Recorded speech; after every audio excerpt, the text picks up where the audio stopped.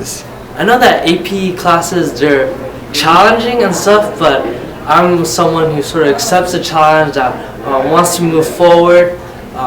My family has definitely been able to encourage me to move on and achieve high things with my education, so yeah, I was just excited to do this. AP classes, really, I wanted to take them because it was challenging. I was kind of bored of all the accelerated and like average work, so I want to challenge myself. Plus, I get to be with around smart people. I get to like share some ideas, philosophy I want to share, and yeah, I find those people who could like share my common interests. AP classes offer the top-notch peak of their education, and usually at the peak they're the best teachers, and then they give you the skills for college education, which I'm looking forward to knowing. I decided to take AP classes because there's a whole different like atmosphere in AP classes. Everybody's so much more dedicated to the work. The teachers, they give you so much of their time and they really help you along with the course. The benefits, well, it looks good on your college transcript. It demands more of you, but you get to learn more, and it also helps you prepare for college classes because it's just like college. One really big benefit right off the top is that AP classes will give you an extra letter point for your GPA. If you can get an A in that class, it can cover for a B in another class because it has an extra letter point. The teachers know you're here to get work done. They understand that you signed up for the AP class and you took the vow to complete the class. And so the teachers will often treat you in a very mature manner, and that's been really great because at other moments you feel like other teachers treat you as basically just a simple student, but here they really respect you, and it's great. First of all, if you do well on the AP test, you get college credit, which is awesome. It takes a lot of money to actually take them in college. So if you pass your test, then your incentive is that you are maybe able to go in as a sophomore or a junior by the time you graduate. That's cool. Other benefits of AP classes is all the students around you generally will be focused, so you're kind of on task all the time. You're not really like distracted in a way, and it really challenges you. I feel like in college, like the step between high school and college, the classes are much harder, even from an AP, so I want to prepare myself as much as possible before that.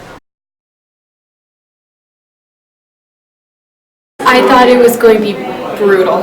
It was really scary at first, and my like homework assignments were like 4 pages long, but once I came in here and I saw how you just need to read the book and understand the text, and as long as you can like analyze it and know what your information, you're fine. I knew they were going to be difficult, but I knew if I just like put my mind to it, worked hard, showed up to class prepared, then I wouldn't have that much trouble.